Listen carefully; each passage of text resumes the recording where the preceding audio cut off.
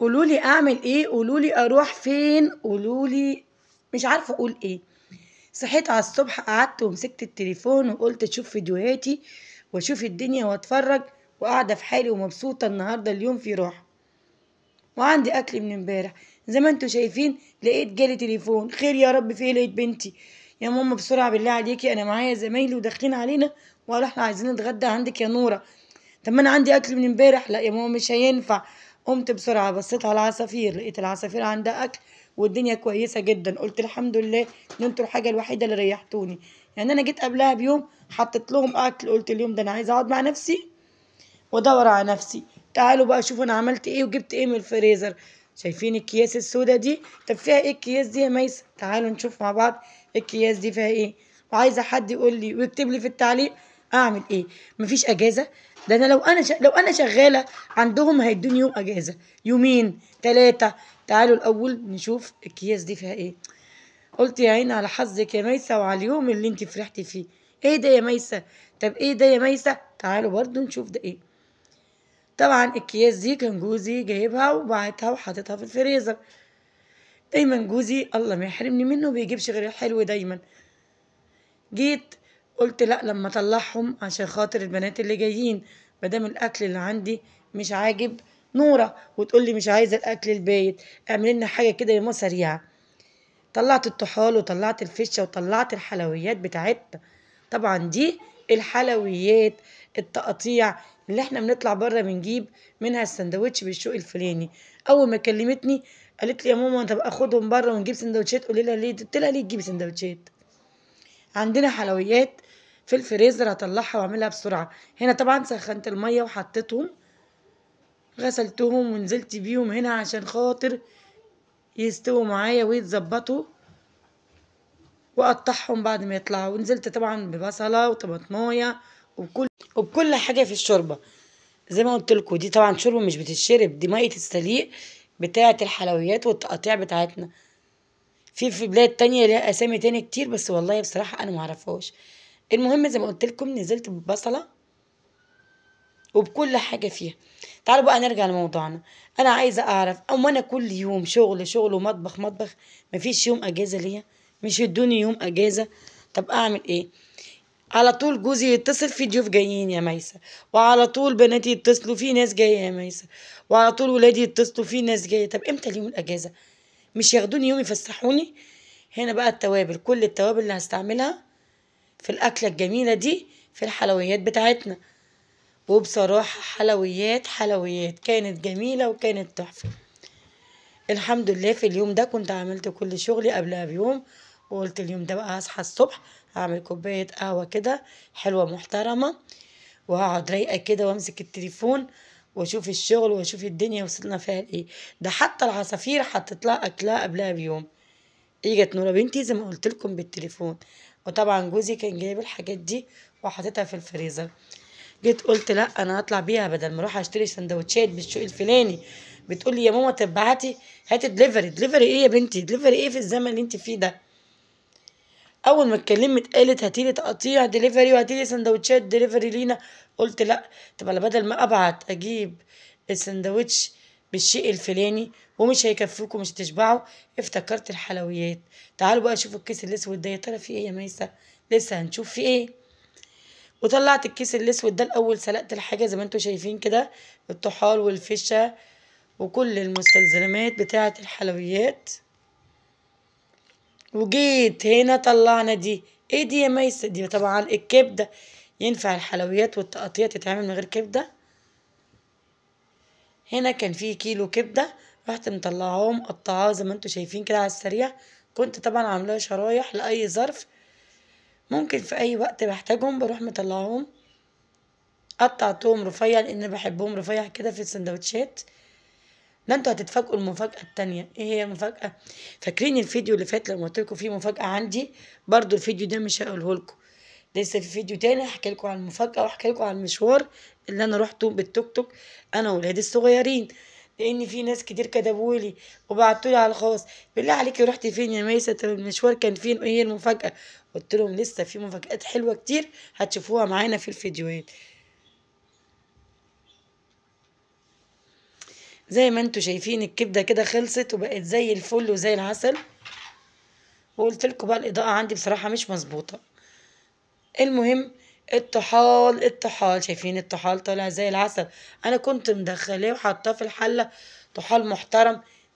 مش عارفه ايه اللي حصل له.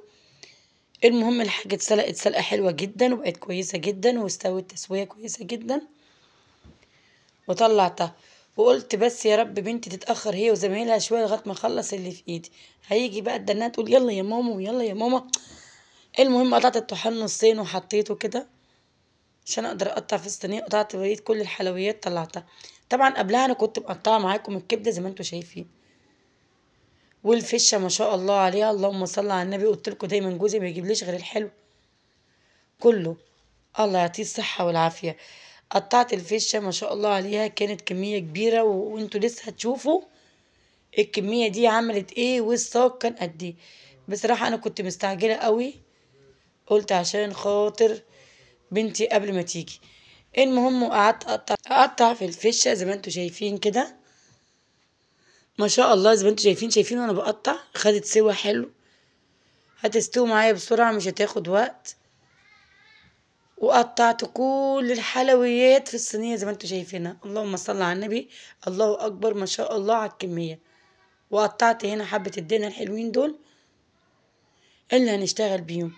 بس بصراحه من كتر السرعه ومن كتر ما بنتي كل شويه ترن خلصت يا ماما، ماشي يا ماما قربت اخلص، طب يا ماما يلا احنا داخلين عليكي، والله حاضر يا ماما.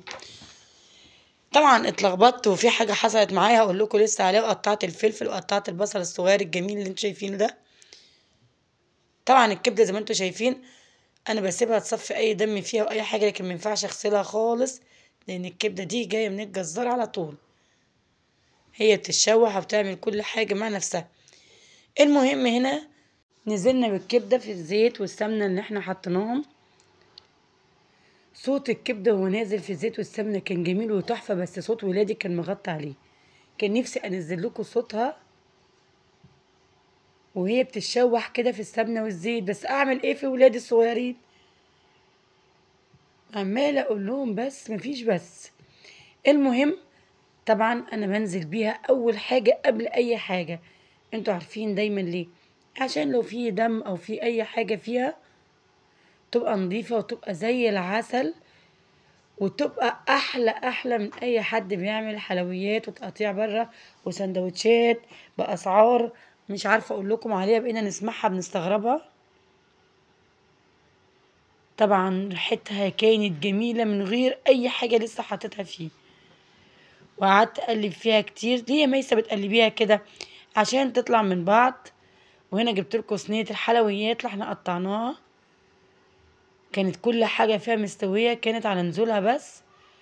واول ما الكبده تتشوح معايا وتلاقي السمنه زي ما هي زي الفل، شايفين ما شاء الله الكبده عملت ازاي. اول ما بتتشوح كل الحتت اللي انت مقطعاها بترجع بقى كل حاجه في مكان. الريحه كانت جميله وانا لسه ما حطيتش اي حاجه. هنا نزلت بقى بالحلويات الجميله. هي الصينيه كانت صغيره مع ان دي اكبر صينيه، بس كانت صغيره على الحلويات. نزلت بالحلويات ما شاء الله عملت كميه اللهم صل على النبي جميله جدا. صلوا على النبي يا جماعه، صلوا على النبي. وتعالى اقول لكم ايه اللي حصل معايا. وانا بقى بعمل في الحلويات وفي التقطيع الجميله اللي انتوا شايفينها دي والريحه الحلوه دي. طبعا يا ميسه انت لسه مش حطيتي حاجه، هتحطي ايه؟ تعالى اقول لكم هحط ايه. وانا شغاله كده وابني يقول لي ايه يا ماما استوت، اقول له لسه مش استوت، يقول لي انا احبها نيه. طب ازاي احبها نيه؟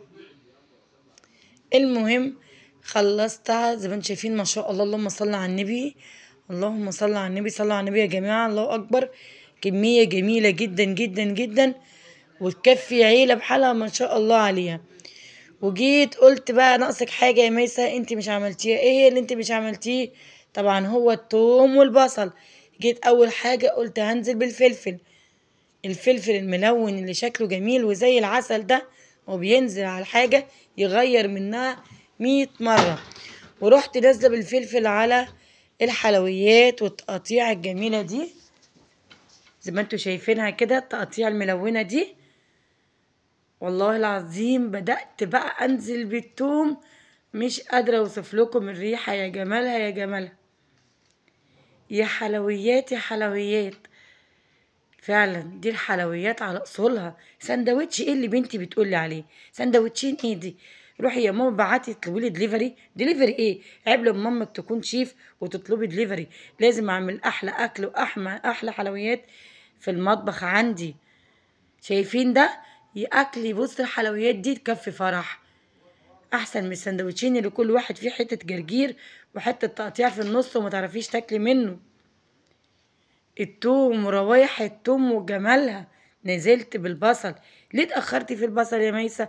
كنت عايزة كل التشويحة دي تاخد كده وتدي في الزيت والسمنة، واحس ان هي نظيفة وزي الفل وتتاكل اكل. ريحتها احلى مليون مرة من العربيات ومن طلبات الدليفري اللي بره. ونزلت بحبة البصل طبعا دول صغيرين كده على قد الحلويات، مش عايزاهم يكونوا كتير. شايفين الدهون؟ شايفين دي الدهون بقى والسمنة والزيت، كل حاجة فيها تتصفى كده تبقى زي الفل. ناقصك ايه يا ميسة مش عملتيه؟ ناقصني ان بنتي عمالة ترن على الموبايل. ايه يا بنتي؟ ماما فاضل لنا 3 دقايق بالظبط ونكون عندك. خلاص يا مرحب بيكم، انا خلصت كل حاجة جاهزة. طلبت لنا الدليفري يا ماما. طلبت كام سندوتش هيكفينا؟ قلت لها تعالي بس وما تيجي اوريك الدليفري واوريك الكام سندوتش هيكفيكوا ولا لا. انا بقى سيبكم من ده كله. بعشق السمنه الحلوه والطعم الجميل اللي بينزل في الصوص بتاع الحلويات والتقطيع، وانت بتشيلي كده فيه بيبقى فيه صوص نضيف كده حلو. جينا هنا بقى على التكه الاخيره. ايه التكه الاخيره يا ميس؟ خلاص لقيت بنتي دخلت عليا المطبخ وانا في المطبخ. ايه يا ماما الدخانه دي؟ ايه الريحه الجميله دي؟ انت بتعملي ايه يا ماما؟ قلت لها ما بعملش حاجه، بجهز اكل. طب فين يا ماما الدليفري اللي طلبتيه؟ قلت لها دليفري ازاي دليفري؟ تعالى اوريكي انا عامله ايه. ورحت نازله بقى بالصاج الحلو الجميل ده ومعلقه الزيت، ورحت جايبه التشويحه اللي انا عملتها كلها ونزلت بيها في الصاج. طب ليه يا ميسة؟ بصراحة كل واحد بقى وليه ايه زي ما بيقولوا ايه، ليه تفكير، ليه عقل، ليه مخ. انا بحب الحاجة نظيفة جدا جدا جدا، لاني انا زي من النوع اللي بيقولوا موسوسة. باخد الحاجة من الصينية واسيب بقية الدهون كلها. انا طبعا هنا كنت صفيت السمنة بتاعتها كلها في طبق، ونزلت بالتقطيع بس من غير اي حاجه في الصينيه. شايفين الصينيه فاضيه وزي الفل. ليه يا ميسه؟ عشان اديها التكه الاخيره، التشويحه الاخيره اللي تبقى ما فيهاش اي حاجه خالص. تاكلي فيها كده من غير عيش، تاكليها بمعلقه، مش عارفه اقول لك تاكليها بايه. تحفه يا جماعه، تحفه تحفه تحفه، وطعمها زي الفل. ما شاء الله اللهم صل على النبي. كان الصاج مش واخده وحاسه ان هو هيتقلب مني من الصاج، بقيت اسايسه كده. الريحه قلبت الشقه قلبت الدنيا. بنتي بقت واقفه ايه ده يا ماما؟ ايه الجمال ده؟ ايه الحلويات والتقطيع الجميله دي والريحه الجميله دي؟ طب حطي لي في طبق. قلت لها لا روحي اطلبي دليفري. مش قلت هطلب دليفري؟ لا يا ماما عشان خاطر اللهم صل على النبي والكميه الجميله دي. قلت لها شفت ان حاجه البيت احسن 100 مره من حاجه بره. استحملوني اني والله تعبانه والحمد لله. انتوا عارفين بقى الشتاء وعمايله معانا. جينا هنا بقى خدت واحده كده عشان ادوق طعم الملح واشوف الدنيا فيها ايه. هنا بقى نزلت بايه يا ميسة؟ نزلت بالطحينة. طبعا انا كنت نزلت بمعلقة الكزبرة ومعلقة الكمون ومعلقة الفلفل الاسمر ومعلقة القرفة. على ما اعتقد ان المقطع ده انا يعني اتمسح، ولادي مسحوه مش عارفة ودوه فين. المهم انا وصفت لكم كل اللي انا حطيته. هنا بقى نزلت بايه؟ بالمفاجاه. ايه هي المفاجاه يا ميسه؟ الطحينه. انا عشيق الطحينه. بمسك الطحينه كده بعد ما اعمل التشويحه والتقطيع الجميله دي وانزل عليها واملي التقطيع طحينه، بتديها طعم وتوديها نكهه تانية خالص خالص انتوا مش تتوقعوها. طب ايه يا ميسه المكان اللي انت بتفضيه ده؟ تعالى اقول لكم انا بفضي المكان ده ليه. ده سر بقى الشغل العالي. نزلت بقى بكوبايه طحينه كده قد كوبايه الشاي صغيره في نص الصاج، وبدات ان انا اقلبها في التشويح. يا الله على الجمال، يا الله على الريحه. صلوا على النبي. بالهنا على قلوبنا وقلوبكم وقلوب الناس جميعا.